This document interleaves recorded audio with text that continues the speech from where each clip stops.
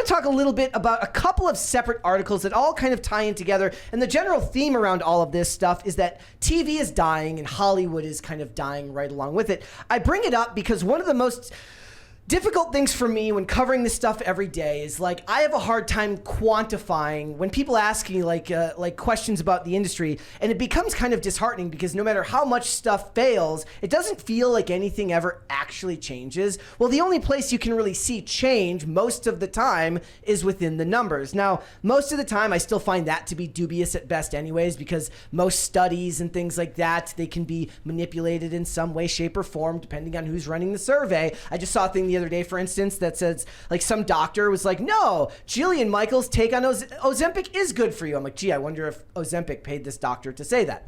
But as an aside, so this says almost 500 fewer TV shows aired last year. Lousy TV yes, shows. But he editorializes there. But the point is, he's talking about the full breadth of the Hollywood industry, and it was in the mid 2000s. It was in the low 2000s, and it dropped down to like just over 1,700 shows got made, a 21% cutback. I do think he kind of undersells the importance of the strike on how few shows came out, but that doesn't really matter anyways, because the result of the strike is that they're gonna make fewer shows again. Mm-hmm. They're going to continue to do that. So there was strikes and there was cost-cutting measures put in place by these studios because they're hemorrhaging money in a lot of respects, and the outcome will be that even less stuff is gonna get made. He also points out that there used to be 100 million people subscribed to cable TV. Now it's just over 50 million. Even that number seems high to me, but I guess when you really think of a country of 300, and I think it's like 350 million people, mm-hmm. and only 50 million of them have cable TV, that's an insane drop.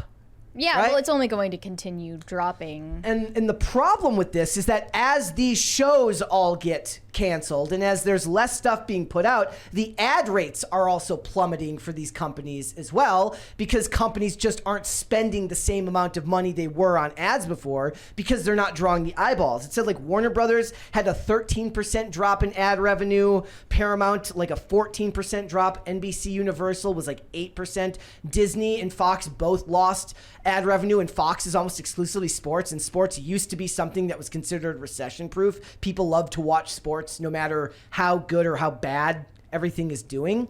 And all of this is on top of the fact that all the streaming services have stalled except for the likes of Netflix, which did add like 13 million subscribers in the last quarter. And it feels like in 2022, like the end of 2022, we talked a lot about how Netflix was the one that was failing. Now it seems like Netflix is the one that's just kind of stalled or making incremental progress. Mm-hmm. Does that make sense? Yeah. Like adding 13 million subscribers and doing a lot of that on the paid tier, which gets them double the money, because not only do they get the lower amount for the actual initial fee you pay, they make the money on the advertising that people buy up to be seen on those ad tiers. So I just wonder how it is that as the ad rates drop, as more shows get cut, and as more of these projects don't seem to pull any return on investment, how things go forward. Because they pointed out Disney spent like 5 to 10 years pandering to China, and not one of their movies last year made it into the top 20 in the Chinese box office. Well, what do you mean when you say pandering to China? Okay, so the best example is Moonfall, where there's the random nanny that speaks Mandarin because half the funding came from a company called Tencent, right? So they would change the posters and make Finn smaller for the Chinese box office, pandering to China. Okay. So they did this for a decade, saw no return on investment. China has no interest in American movies. They make all of their own stuff right now. So how do these companies go forward when they can't seem to find any way to break out of the slump that they're in? Mm-hmm. Like, I don't know if there's even any way forward. Paramount just a new round of layoffs at Paramount. The difference is I think most of the time when we see these stories, it's like we see one story about a new round of layoffs like every other day. But that's like 3 times a week we're seeing stories about massive layoffs at these companies, mm-hmm. and we still end up feeling like nothing changes. Yeah, but it's going to be like a multi-generational change that we can't watch in the moment. I thought that, you know, if people want to watch live broadcasts, they're going to start watching them on Peacock or on Netflix, which just started its first live broadcast. So Yeah. You don't even need cable to watch that anymore. And I bet a lot of people get cable just because it's bundled with like their internet or something like that. They're not actually using it or watching it. Yeah. And old people who are used to having cable are dying, so the drops are going to continue for that reason. Yeah. Yeah. I would love to see a lot of this like equal out to a change in the product or in the quality, but I just don't know if I buy that. Like, can you think of anything that's come out recently that makes you hopeful for any changes?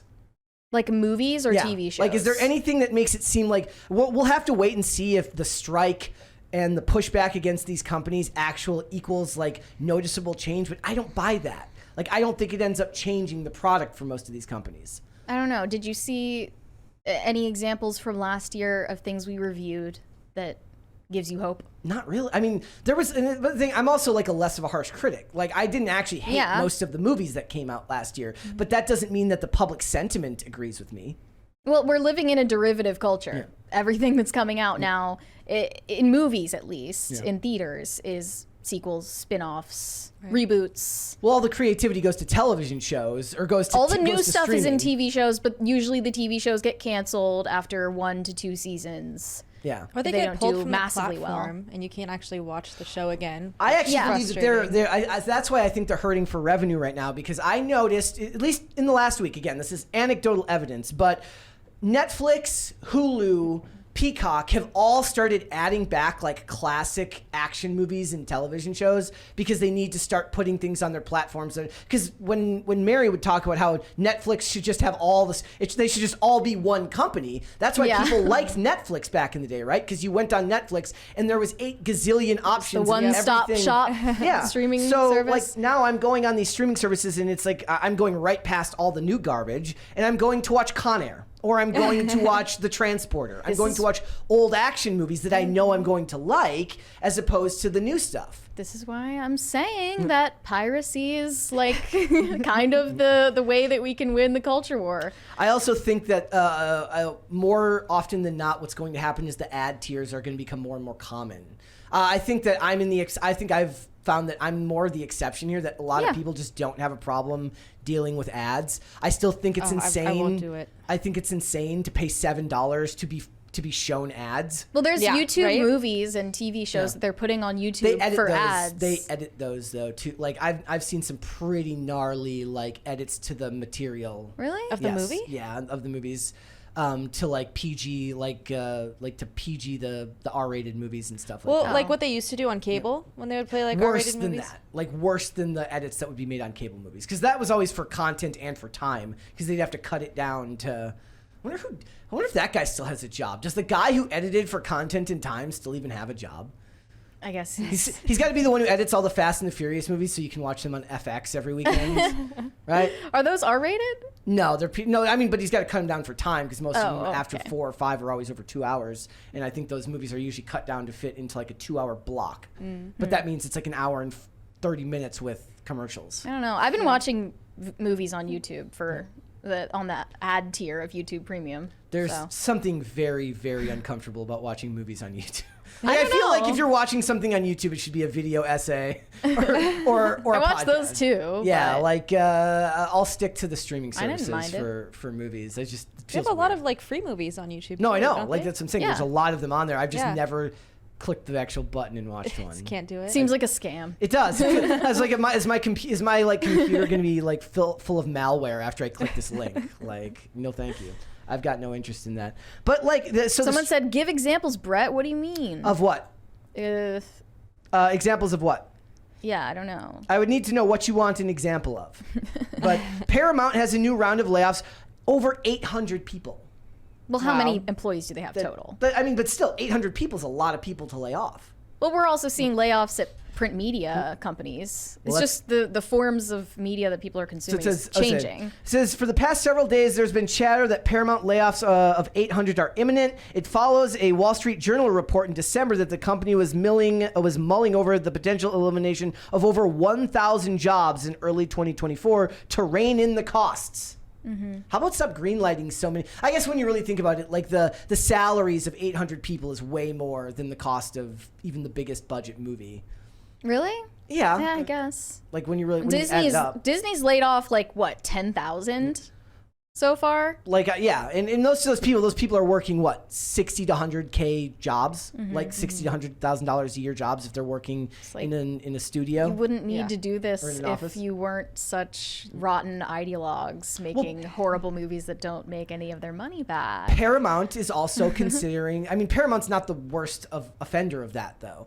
Like, no, they're not. Paramount is also still considering a merger with Warner Brothers Discovery. Thanks for watching. Listen to full episodes of Pop Culture Crisis on Spotify. Keep up with us on social media and make sure you subscribe and ring that bell so you never miss the show. Bye, guys.